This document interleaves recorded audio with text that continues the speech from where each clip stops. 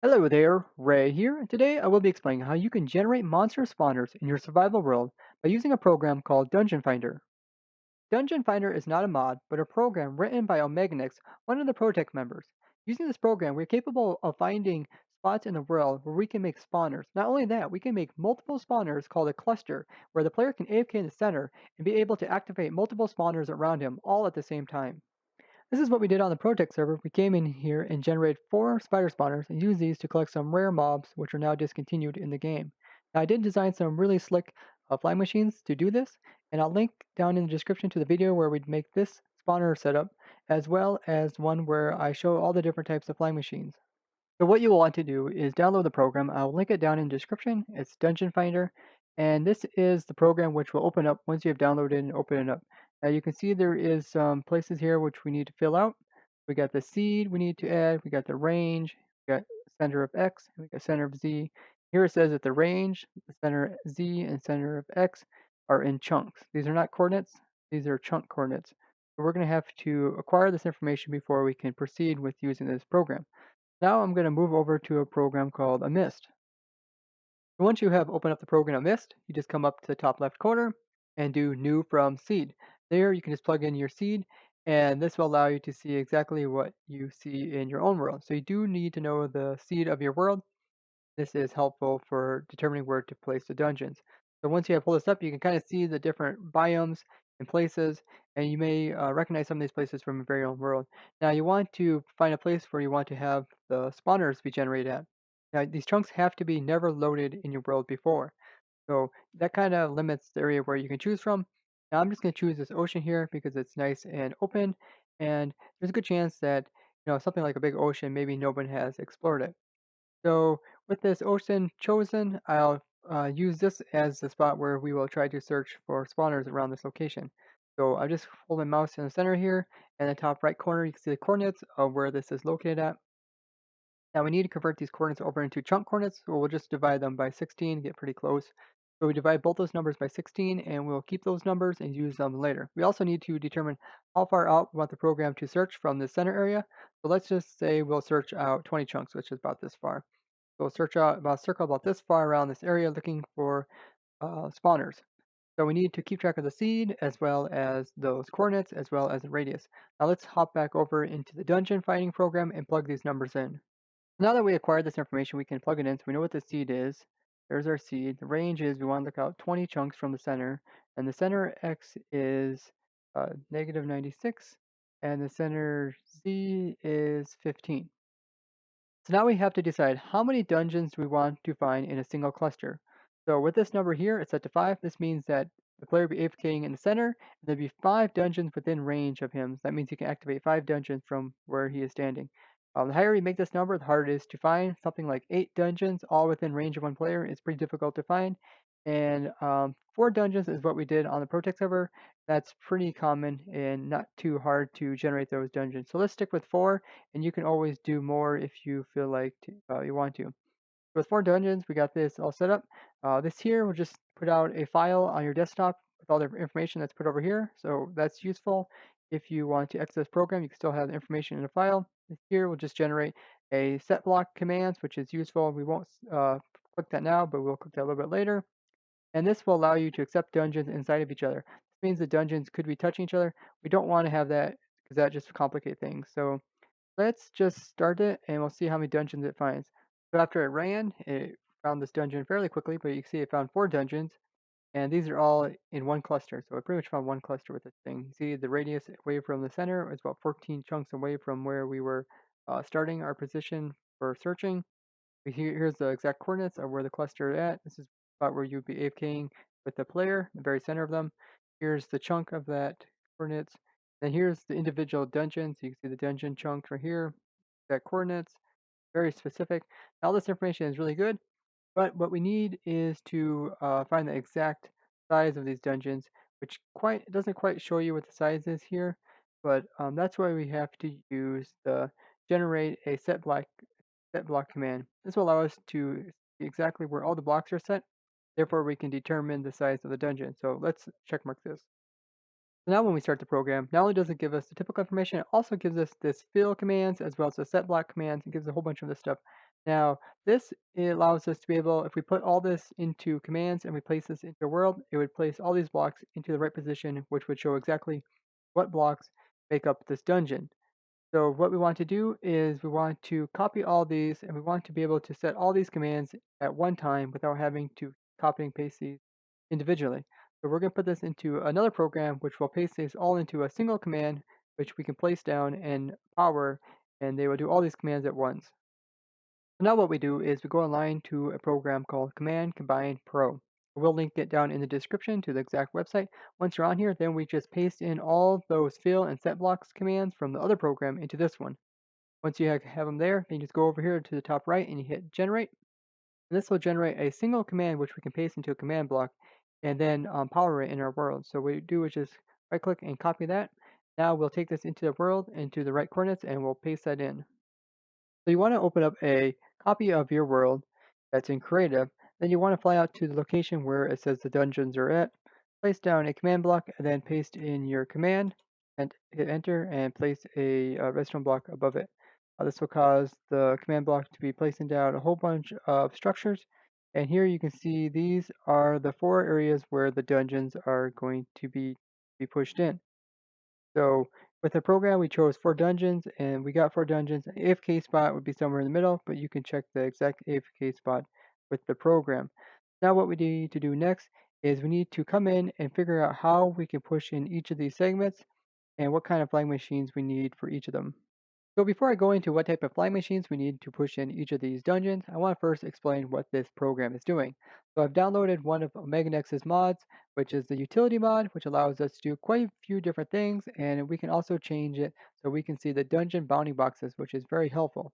This allows us to see everywhere where the game is attempting to check to place in a dungeon. So each of these squares, it will check to see if it has a floor, as well as a ceiling, as well as a hole in the wall. This typically only happens in caves, and therefore you normally only see dungeons in caves. So obviously all these dungeons up here in the air would normally not occur. The game still checks to see if there is a right conditions to perform a dungeon. So if we would happen to come in and place in these blocks for population, then when the game does populate this chunk, it would see these blocks are here and it would place a dungeon in here.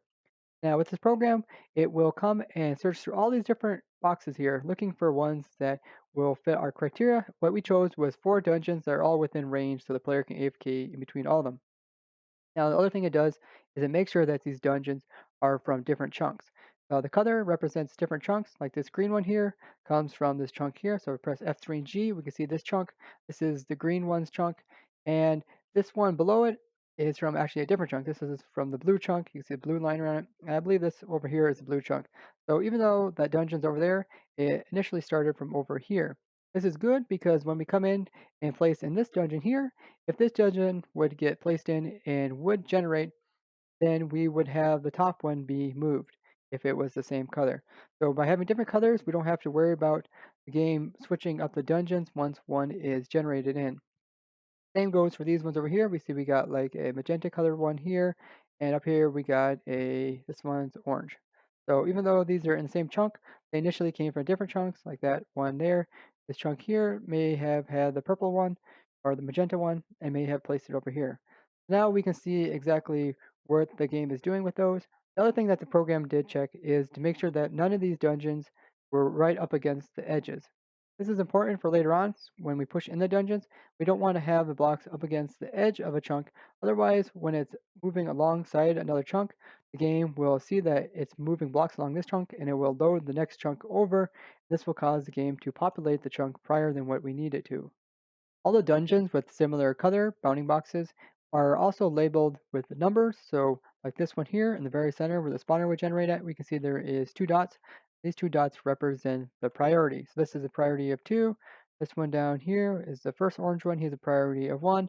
And this one that we are going to generate in has a priority of 3, I believe. Nope, it's a priority of 4. There's 4 dots in there. And that just means that if we would happen to place this orange one in first, then it would take priority over any other ones that we place in after it. And that's why we chose to go with different colors. This will make it a lot more simpler than trying to figure out what exactly changes with every time we generate one. So now we got to think about how we can push these structures in with a flying machine without allowing these chunks to populate. So you can see that we got both of these in one chunk, and then we kind of got a diagonal, and we got both of these in another chunk. So let's look at this with a program called MCEdit, and we kind of get an overview of what's going on with this. So now we've opened the same world with MCEdit, which is a very useful tool. Hit Tab to get an overview of the chunks, and now we can just come up here and click Show and Chunk Borders. This will just put a grid over every single chunk. These are the chunks. We can see that, remember, we had two dungeons in one chunk, and we had two dungeons in this chunk over here. So I'll just select those. So that's the two places where we need to push in these blocks without having the chunks populated. You can do this quite a few different ways. Obviously, you can come in from any direction if you want to. I normally just come in from the south, make it consistent. But what would happen is that in your world, these chunks would obviously never be generated or populated. So let's just say all this area up here has never been explored by the player, and you're down here as a player. And as you move closer and closer, depending on what your render distance, slowly the game is going to start generating these chunks. And then when so many chunks get generated, then the game will start to populate the edges of them. So there's a couple ways you can easily see this in the game, which I will go over in a little bit. But what you need to know is that with the render distance of 10, we need to stay back at least 12 chunks from the initial area where the spawner is going to be. So here, the spawners are here, and let's say you have a render distance of 10. We'll just count out 10 right there. And this is the area in which you would load if you were standing here. Now, just to be safe, we'll stand back here at all times. So we have 11 chunks between us and where the spawners could potentially be. Now with this, we will then try to fly a fly machine in. It comes in like this, and it'll move towards this chunk, and it will place blocks right here. This will cause the chunk to generate, but it won't populate, so we'll have blocks in there. Then the game will autosave, which will unload this chunk, and then we'll come in and we'll fly another flying machine, come in and over like this, and as it comes close, it will go through this chunk, and it'll eventually land in this chunk here, which will load both these chunks, but then the game will autosave again, and it will unload them all. Now we can repeat the process by pushing in the other ones that are for the dungeon below this one as well as the dungeon below this one. That's how we can get these in without populating this area. So if you are curious about how the game populates, a nice easy way of visually seeing this in the game is just going and loading a chunk of cold biome that has a bunch of snow and then coming in MC Edit and looking at it from a top-down view. So here you can see the snowy biome, but you can definitely see along the edges here, it's green, along this edge here, all the way down here, it's green, even on this right edge here, it's green. This is population. So game, when it populates, it places down snow layers in a cold biome. You can also see that it places down ice instead of just water. In areas where it's not populated, it's still green, there's no snow layers, and the water here is still unfrozen. And this is because the game doesn't populate until several chunks around it have been generated. So this little knob here that's sticking out from the rest of it is a good example of what we were doing. So let's say we're standing here and we fly a flying machine and go in this direction, and the flying machine ends up in this chunk. Even though this chunk is generated and it's kept track of the game, it's not populated because there's no snow layers there. And this is the same for the dungeon. The blocks will be in there, but long as it's not populated, the game won't attempt to place a dungeon in there. Then we could come in and place in another dungeon right beside it, and this would not populate the chunks as long as we didn't have these both loaded at the same time. And then once we're done, then we can walk forward with the player. And when we get so close, then the game will load all these chunks. And once so many chunks have been loaded, then the game will populate them. So you can kind of see the similar thing going on here. After I moved so close to this edge right here, the game loaded more chunks. Then it started populating these ones with snow. That would be the same thing here. When we get so close, then it'll populate this one with a dungeon. This is a pretty cool trick that doesn't only have to apply to dungeons. You can push in other things into these chunks, and then once you have walked close enough, you can populate them, and then you can have certain things occur in these chunks that normally wouldn't occur. MCData allows you to also see unpopulated chunks visually. If you just check mark this here, then you will get these little orange squares around the outside. And these are all the unpopulated chunks. You notice that they're on the south side as well as the east side, but on the north side and the west side, they're not there because these chunks are unpopulated. But these chunks will get populated after the next row has been loaded here.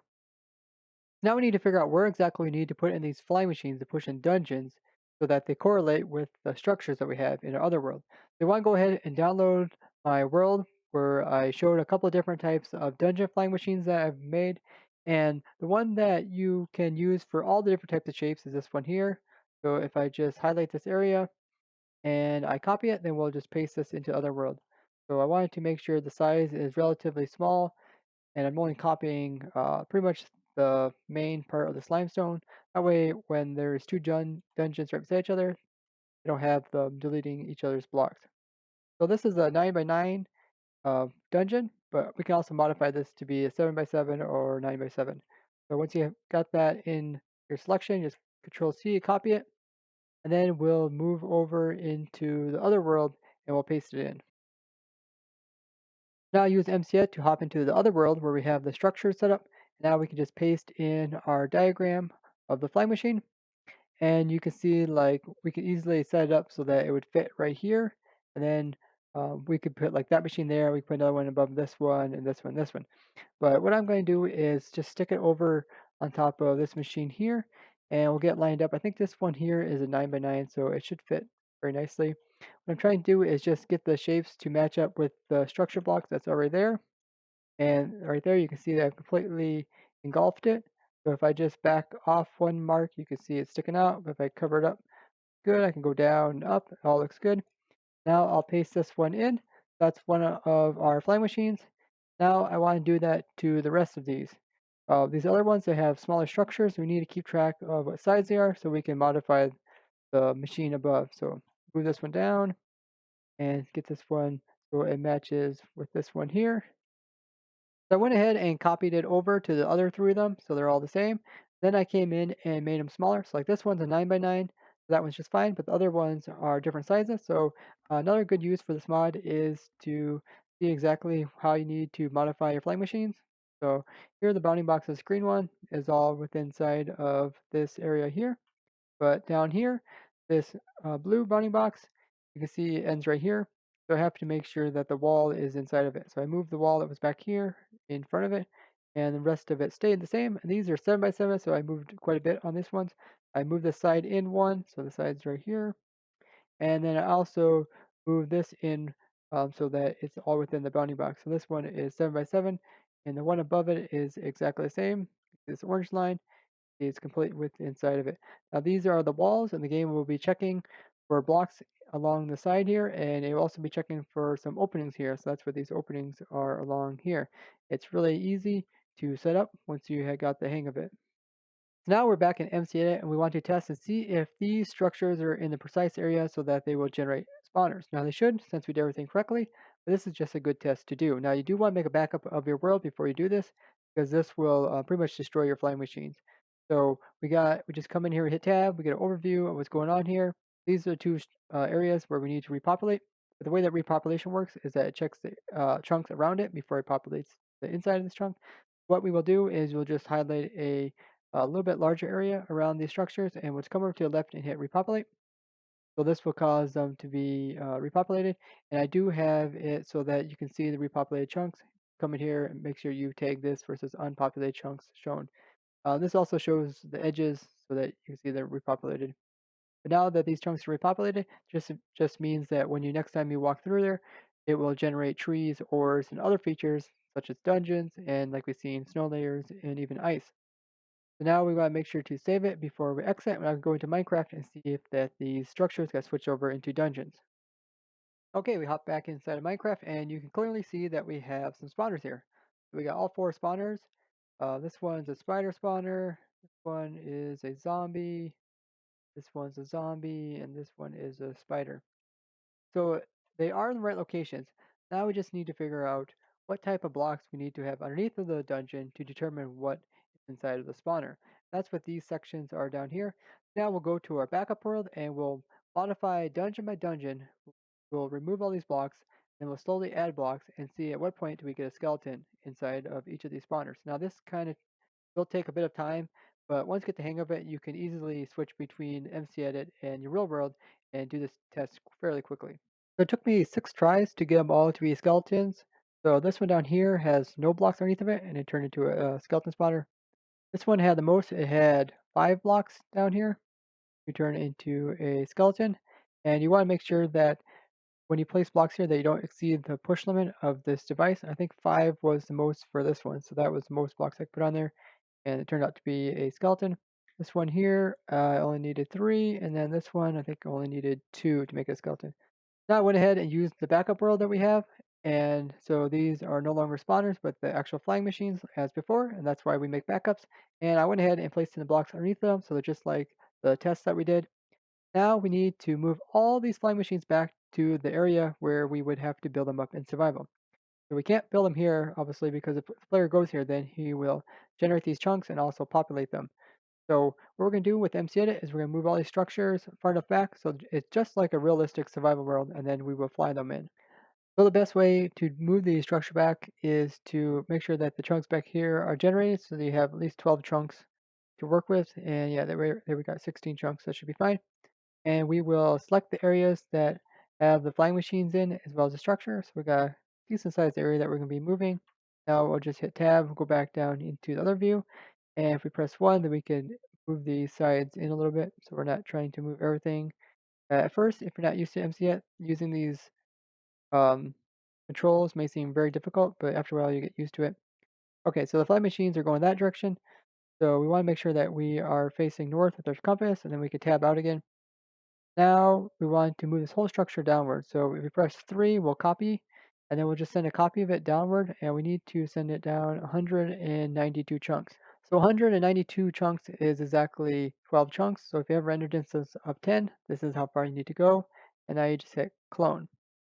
So pretty much we have our structure that was here exactly block by block, 12 chunks away. And that's perfect because the machines that we have here, which will send it away, will send it exactly to this position. This is an easy way to set it up. So now you probably want to make another backup of that world. And next we will pretend that these chunks have never been loaded, similar to a realistic survival world. So we'll just go and highlight those chunks and we'll just hit delete. So we'll just delete those chunks. Hit yes. And the game will delete those chunks. So just like those chunks were never there. Now what we'll do is we'll try to mimic a survival situation where we will send each of these flying machines into this unloaded area. It's also unpopulated, and in hopes that we will generate those spawners. You can see that my player is right here, so you might want to move your player. The way that you can move your player is just by hitting this and hitting single player and hit move. Or just put your player over here and save it and exit the world and check out Minecraft. So if you move your player when you log back in, you should be at the far location, and in that direction should be the old location where we were looking at those spawners and stuff, but we have removed all those chunks and deleted them. Now, one by one, we are going to send these flying machines out into the distance, and we will hope that they will land perfectly and also generate ourselves some spawners. So I'm just going to send this machine off here. Now, the thing about sending these machines off is that when they get out beyond your render distance, so beyond the area where the player would normally load, if they go into a chunk that's not loaded by the player, when autosave occurs, this machine could just freeze. The game's just going to load, remember where all those blocks are, and just freeze the machine, and it's not going to continue to fly onwards. So there is a chance that if you just allow the machines to go off in the distance without paying attention to autosaving, that it may break. So like on ProtoTech, I just risked that chance of it breaking and went ahead and just flown them because the way I look at it, there's a good chance that it will make it, but you want to be 100% sure that it doesn't break. You want to pay attention to autosaves. Now, there's a couple of different ways you can pay attention to autosaves, and I'll go over that next. An autosave is when the game will automatically save your progress even when your game is still running. Now, prior to this update, they never used to have autosaves, and you would just play your game and you could only save it if you press escape or if you left the game. Now, this caused problems because players would play for long periods of time, and then if their game crashed, they would lose all their progress until last time they exit the game. So with the introduction of autosaves, not only did it save your progress, it also removed any chunks that are no longer needed by the player. So let's say I ran through a whole bunch of chunks and um, autosave would occur, it would save the chunks around me, but all those other chunks that are far away from me that I ran through and loaded, they would unload those chunks. Now this does affect our flying machines, so that when we send this flying machine into an unloaded chunk, it will load it for a period, but if autosave occurred, it would unload this chunk, meaning it would unload all these blocks and could potentially stop the machine. This would prevent the machine from reaching its destination and therefore preventing our dungeon from generating. So we need to time the machine so that it makes sure that it reaches its destination before autosave or after autosave, just not during autosave. The way that I learned about autosaves is that I was playing the game just like I would here, had my game over to the right and my window over to the left, and I would use this window just to make backups and stuff. But I would always keep my files with them listed in order by date modified, and this way I could easily see which one I was working on because they always be on the top. And typically before they added autosaves, the numbers or the date would not change until you paused the game or escaped, and this would cause it to save. But after they introduce autosaves, this number here, which is the date it's being modified, would change. So just like now, you can see it just switched over from 51 to 53. That was just mean that autosave occurred. And I noticed this, and I thought, wow, this is really interesting that the game is saving prior to me ever leaving the game. And that's how I learned about autosaves. And I was probably one of the first people that ever learned about autosaves just by paying attention to my window. So there's quite a few different ways to try to get around the autosave problem. It depends if you're single player or multiplayer. So, way I would probably do in single player, which is probably I would feel like is somewhat the least tedious, is just watching and seeing when your dates update on your files, and then activate this lever as soon as this updates, and this will allow the machines to easily make it into their location before autosave occurs. And the other method is to be able to fly the slide machine right up to the edge of where your render distance is, and then pause your game, allow the autosave to occur, then start your game up, and then the machine would be able to continue flying with a fresh new autosave. You also have some other options like completely disabling autosave, which you can easily do in multiplayer. So in-game survival-friendly method for doing this is having an autosave detector. I did a video about this just recently, and I have one sitting over there just on the edge of the chunks, about 10 chunks away. Now, when the autosave detector goes off, it's gonna light up those lamps over there, and then I can see that off to the edge of my screen. And then once the lamps light up, I'll just flick this switch, and I'll send this machine off. Now, the way that I got this set up is that there is 10 chunks between me and the outside edge at the least, and that occurs if I stand right out here. So I just did some timing and some math, and I figured out this is as far as I can stand without loading the chunks and populating the ones that are way out there. This also allows me to be able to be sure that if I hit that switch exactly when autosave occurred, that this machine will be able to make it to its destination on time. So I'm just going to sit here until the machine has went all the way out there, and then after the time has went by, then this machine will go by. He'll catch up with that one, and he will stop it. So I'm just going to wait for that to occur, and once that occurs, then I will send out the next flying machine. So I sent out the second one here. Some things to note is that you probably should not use Optifine when you're doing this in single player because Optifine can affect chunks. And if you're not sure what settings to do, just avoid it. You can still see the indicator even without Optifine. You can see the fog's on the way, but if you just turn sideways, you can see it, and you can always increase your FOV. Now, so some things to note here is that I am moving the machines that are farthest from their destination first. So these two machines back here, I move first. This way I can get as close to their destination without worrying about populating the next one's chunks. So by standing here, there's exactly 10 chunks, and then the machine will reach its destination. And then for this one over here, when we start this one up, I will be able to stand one chunk in front of that one too. And I just did some um, math and figured out this would work.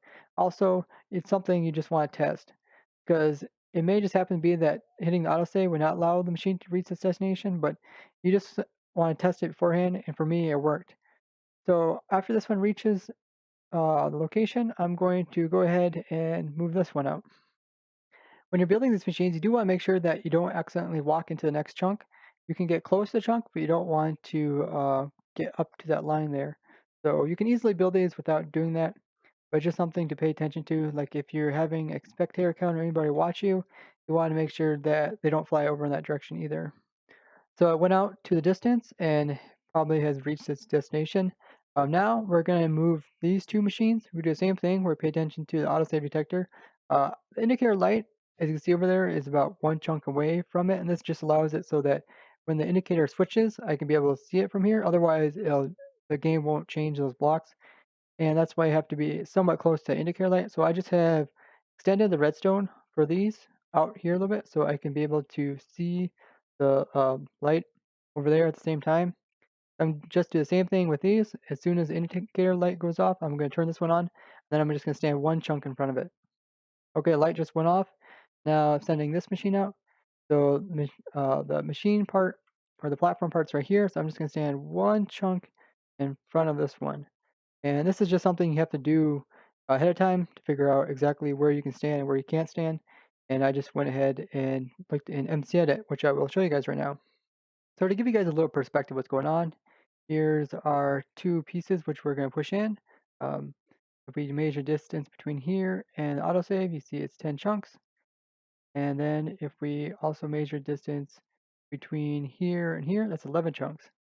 So if I stand here as a player, then there's only 10 chunks between me and the chunk we're trying to send this in. So this one is being sent to this chunk over here.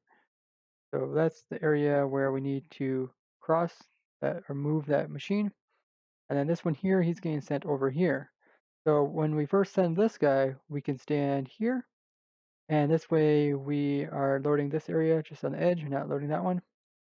And then after the autosave occurs, then these chunks also unload after stuff moves in them. Then when we do this one, we can stand one chunk closer, and we would be loading this, but we wouldn't be loading this. So then this one gets sent over here. And that's pretty much what's going on. You do want to do some like testing beforehand before you do this in survival worlds, and make sure you can try to get as close as possible so the machine don't have to fly through too many unloaded chunks. And you also want to time your autosave to make sure that it can actually reach its destination. It just happens to be that in my situation, it will reach its destination if I time it correctly. Okay, last machine is being sent out. I'm just going to let this one arrive to its destination. Also want to make sure to stand in this chunk here.